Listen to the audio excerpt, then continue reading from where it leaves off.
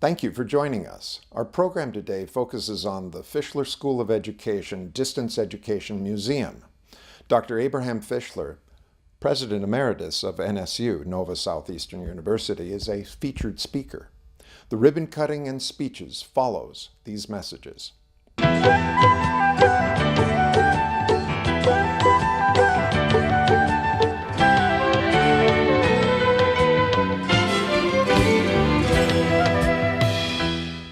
We are all honored by your presence, Dr. Fischler, and it's my delight to welcome you to the podium to say a few words.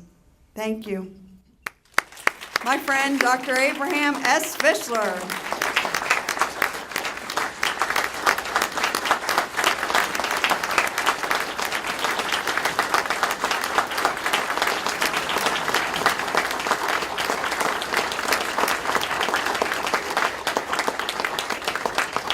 Thank you for all those kind words and exaggerated statements. This is far more than I anticipated, a larger crowd than I anticipated. And I put this sheet down that my wife handed me this morning because all of you deserve a great deal of thanks for putting this together. It was an easy task when more hands were involved, and it got easier as more people got involved.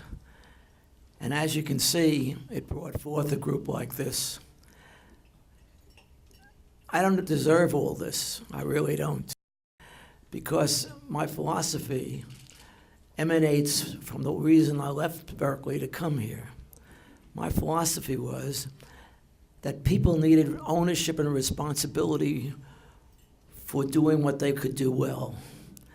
And we can bring people from all over the country to help develop a university because they were looking for something that was challenging and we were at the same time. And so it was easier to recruit my colleagues from Harvard and from Stanford and from universities all over the country. And it was because of the way they came and spoke at various organizational contests between Nova University and the field of change that we were able to make the changes, because even in the North Carolina courts, where we took North Carolina, we won. Now, what did we win?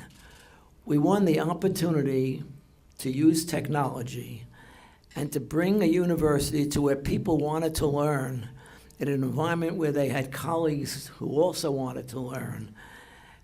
And they could learn by sitting in their chairs, or they can learn by doing and impacting what they were responsible for doing.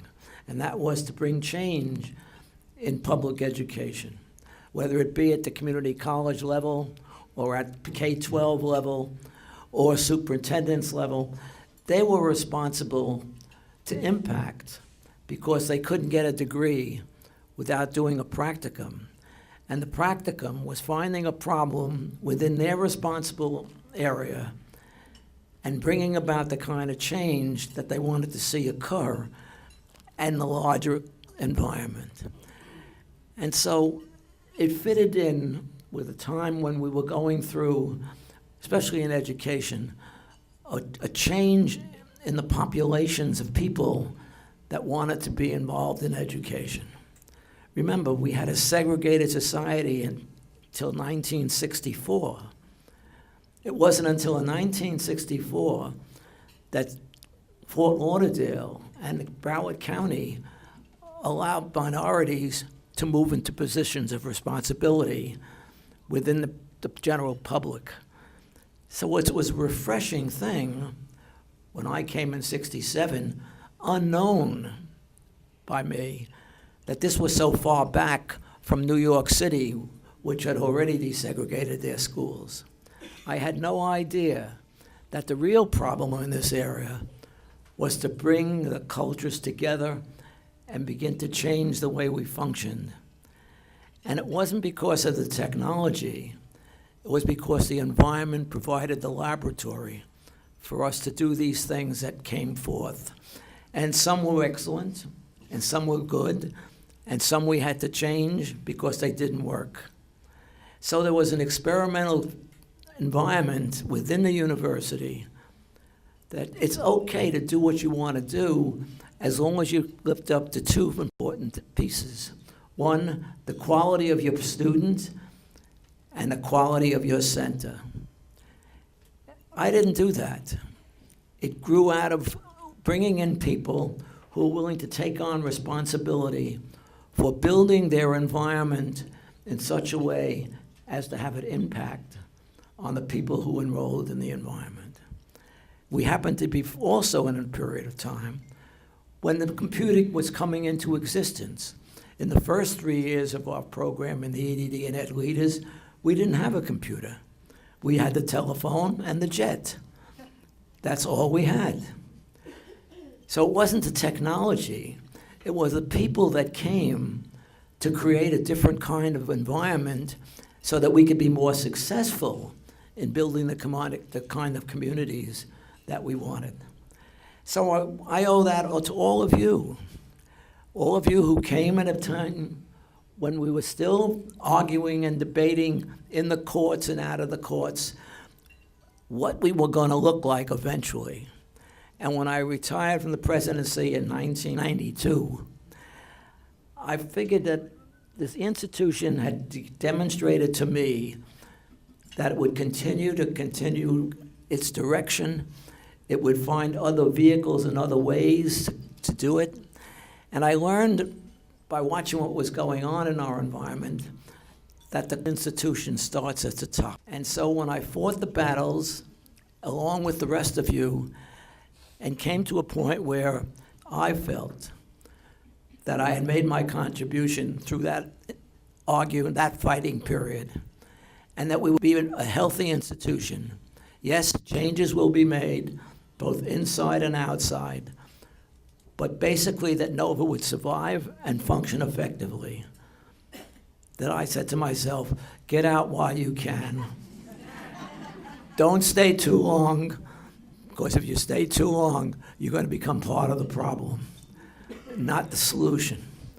And so I gave a year's notice, stayed out of making choices and bringing people in, and now you're in the process of taking another step in a similar direction, because the leader we now have at this university, I'm talking about Ray Ferreira and George Hanbury, is that they have a vision of 2020. Don't ask me what that vision is yet, but I know they're in the process of implementing the changes that are necessary in their eyes in order to produce the product they're looking to produce. And it's too early in time to know whether that's going to be better than what we have, equal to what we have, but it's a way of progress being made in incremental stages.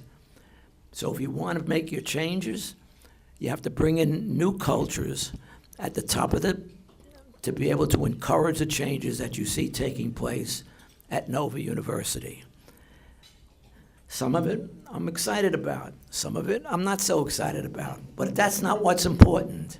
What's important is we have a leader that has a vision, is bringing about changes in the organization and structure, and providing an opportunity for people to take ownership of a new design, which hopefully will produce and be more effective.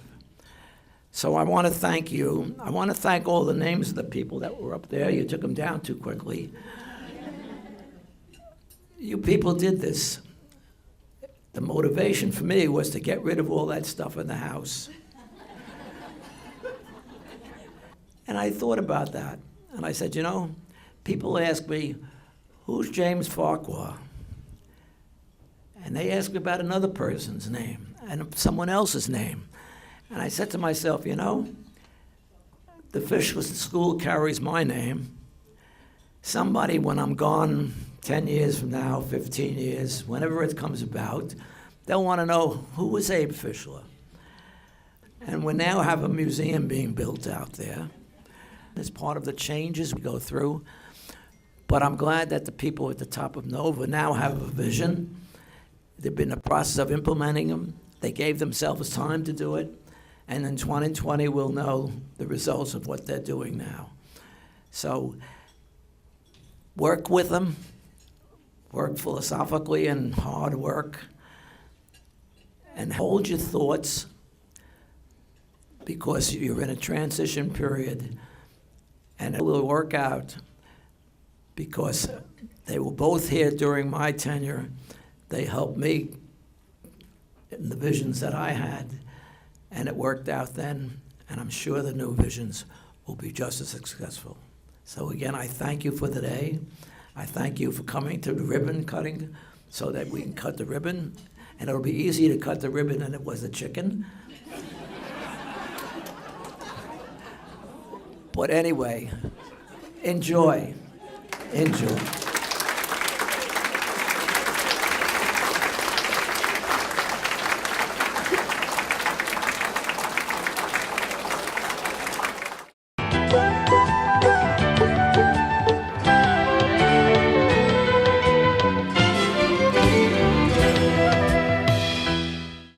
I'd like to introduce now Dr. Lisa Carbone, the Phi Gamma Sigma Vice President and a program professor in the Office of Licensure and Compliance.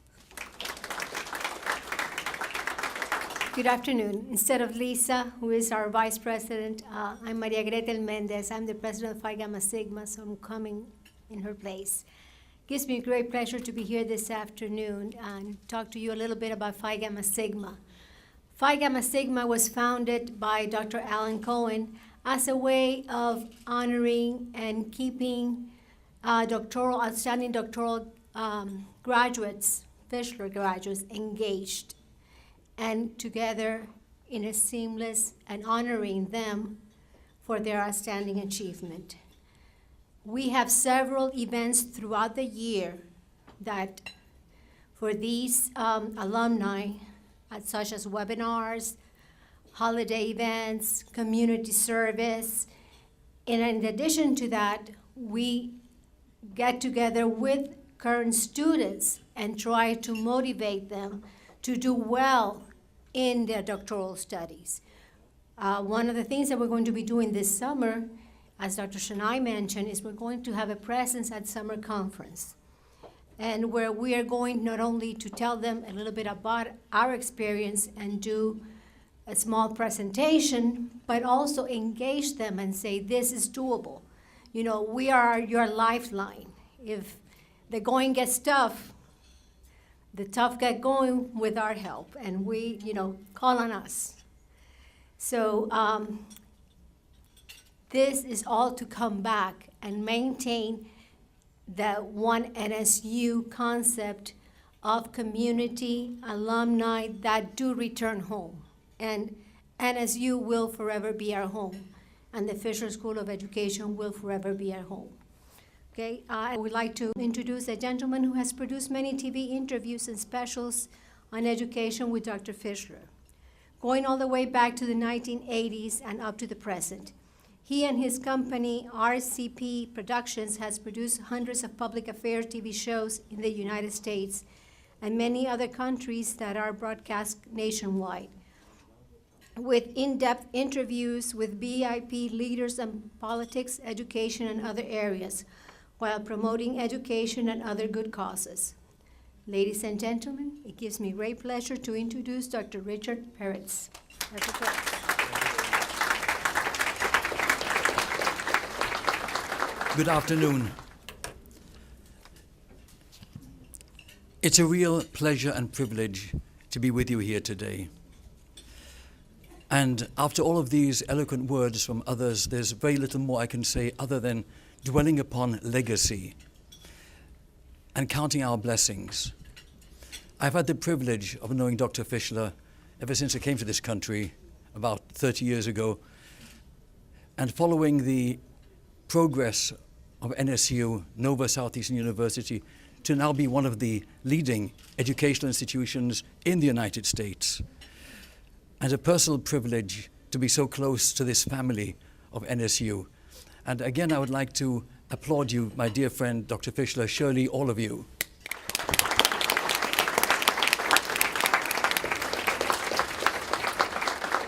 So please forgive me if I get sentimental a little bit, but this is like being among family, and I had notes, but who needs notes really?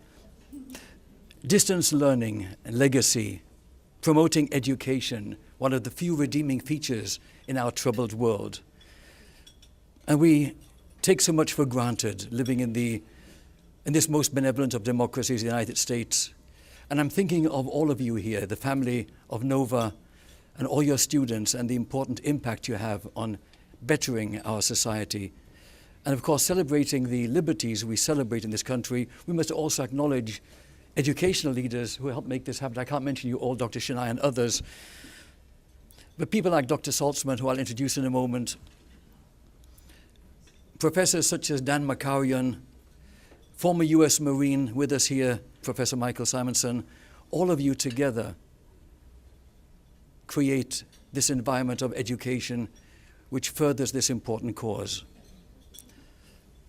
I've had the privilege of interviewing Abe over the years, good Lord, so many programs, and of course many others, and they'll be available and are already available online. I hope to do a lot more to further education. And on this happy note, I'd like to introduce my friend Dr. Saltzman, Associate Dean of Nova University, Fischler School of Education, and also I'd like to invite Dr. Jamie Manburg, please.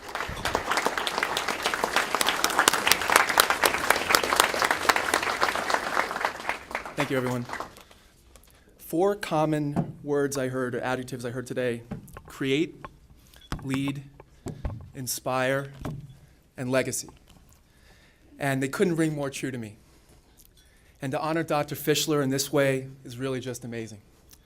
I can't think of a better way to culminate the academic year with recognizing Dr. Fischler and his legacy. Just a quick note to the SGA and how far you've come along. Student Government Association, can you please stand up for a moment? The executive officers, just one moment. Can you please give them a round of applause, please?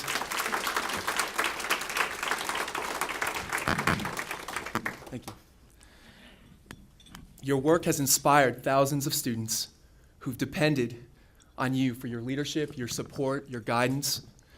You've served as the voice of the student Fischler body for the past 3 years. And you've owned and accepted this role to the best of your ability. And I've watched some of you grow and develop over the years as true professionals, and it's really exciting for me. Many people don't understand the work and the time that goes in to the Student Government Association and all the work that you do. But I understand. I can surely explain that you have full-time jobs, you have families, you have other obligations above that, and that's not including your SGA responsibilities. It's not easy. It's very hard work, and your time and your efforts do not go unnoticed. In the summer of 2012, Dean Brad Williams and Dr. Faulkner asked to meet with me and to discuss the opportunity for the Fischler School to initiate their own SGA. And the first thing I said was, well, wait a minute, Dean Williams wants to meet with me, really? That's great. I didn't even know he knew who I was, but that's very exciting. Doesn't even matter what the meeting was about. So I got to the meeting, and they indicated, first thing they said was that the Fischler College was the only school at NSU without an SGA. So this was important to know. And we're the only college without representation on the PAN-SGA. Now, we all know how important the PAN-SGA is, right? So if you miss one meeting on the PAN-SGA, what do? They freeze your accounts. You miss a second meeting, and you're definitely frozen almost for the whole year. So it's very important. We made sure not to miss any PAN-SGA meetings. It's not a joke. But we worked hard, and we accomplished a lot. And so after that meeting with Dean Faulkner and Dean Williams, I immediately went over to Dean Singleton, and I pled the case that we need an SGA to start at Fischler. And I found a group of 6 like-minded faculty members who were on the same board with me. And we met with Dr. Saltzman, and within 6 months, we had our own SGA elections, and we were already on board in 2012 to 2013 with starting our own SGA. So it was very exciting. So Dr. Faulkner indicated that he had never seen a college move so fast to start an SGA as we did, and we were proud of that. So yes, it is very exciting to me to see how you've come along. Dr. Fischler, what can I say that hasn't already been said? Just to be here to support your legacy and how you've developed this institution and everything you represent, even just to say a few words, is a true honor for me. Thank you for your leadership, your inspiration, and vision for the character of this university. When I go home and call my dad, it's his birthday today, I'm going to tell him, he'll tell me how proud he was of this day. Not proud of me, but proud of you for what you've accomplished. It's quite extraordinary. I want to thank the SGA for your hard work in putting this event together. Thank you for Dr. Markarian. Where is he? Where's Dr. Markarian? The unsung hero right here. Please give him a round of applause. He doesn't like the accolades, doesn't like a lot of attention, but I know how hard you work, and we really appreciate it. And it's not only for demonstrating your leadership to the SGA, but living it every day. So thank you very much. Thanks. Thank you, Dr. Manburg. The Student Government Association for initiating this outstanding legacy project, and of course, you, Dr. Fischler, for your passion, your vision, and your talent. Greetings, sharks. Let's try that again. Greetings, sharks. Let's see your shark pride. How many alums are in the audience? Can I see a show of hands? May I see your fins? Fins up? You are invited here today to join us in a new conversation, a conversation about you. Not just about who is giving and to what, but how you're contributing your educational success, your thought leadership, your expertise, influence, inspired globalism in the real world. Nova Southeastern University, the Abraham S. Fischler School of Education, wants to know about you. We want to recognize and celebrate your excellence. You exemplify NSU's core values. You possess academic excellence. You're student-centered. You serve with integrity in your lives, field of study, and careers. You value opportunity, scholarship, research, diversity, and sense of community. It is you that creates the reputation of the university. Your engagement is critical to our growth. Your volunteerism builds alliances and friendships, and it is your donations and support that sustains this university. The rewards of giving are infinite and part of the legacy of lives well lived. We want to hear your voice in what we hope will become a new, timely, and rewarding conversation. We want to honor your success. Our dean, Dr. Chenail, Dr. Chenail, where are you? Dr. Chenail enjoys writing letters, recognizing your achievements, and relishes in your success. Yes, I do. The idea of knowing that your education has served you well. You are a student for a few years, but an alumnus forever. Let's have that conversation soon, okay? We want to hear from you. Before I go, I'd like to invite my colleague, Dr. Jamie Manburg, back up. And we would like to take a few moments to recognize Dr. Daniel Markarian, the SGA faculty advisor. Now let us just tell you that it's just one of many hats that Dr. Markarian wears. Dr. Markarian, would you please come up?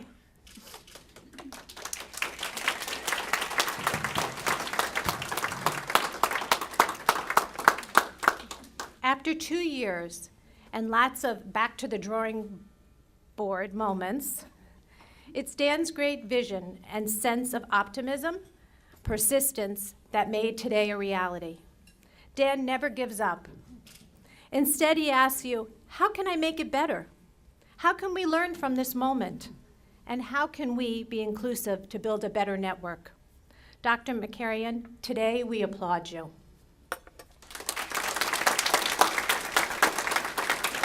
And we would like to present you with this certificate on behalf of Nova Southeastern University, Abraham S. Fischler School of Education, and the Student Government Association.